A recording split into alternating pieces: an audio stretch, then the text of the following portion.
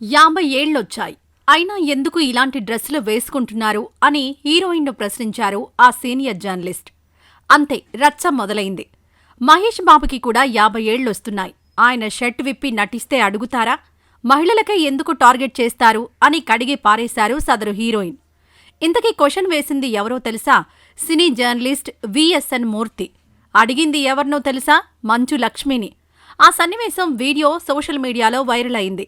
నెటిజన్లు లక్ష్మీ వైపు నిలబడి కరెక్ట్గా బుద్ధి చెప్పావక్కా అంటూ కొందరు అంటుంటే, చాలామంది మహిళలపై ఇలాంటి ప్రశ్నలు ఆపాలని డిమాండ్ చేశారు. ఈ ఇష్యూలో మంచు లక్ష్మి అక్కడితో వదల్లేదు. ఆమె ఫిలిం ఛాంబర్కు వెళ్లి 4 ఏళ్ల తర్వాత నేను ప్రొడ్యూసర్గా మారి నా తండ్రి మోహన్ బాబుతో కలిసి నటించే ప్రాజెక్టు కోసం కష్టపడ్డాం. కానీ ఆ ఇంటర్వ్యూలో సినిమా గురించి ఒక్క మాట కూడా అడగకుండా నా వయస్సు, శరీరం, డ్రెస్సులపై కించపరిచేలా ప్రశ్నించారు.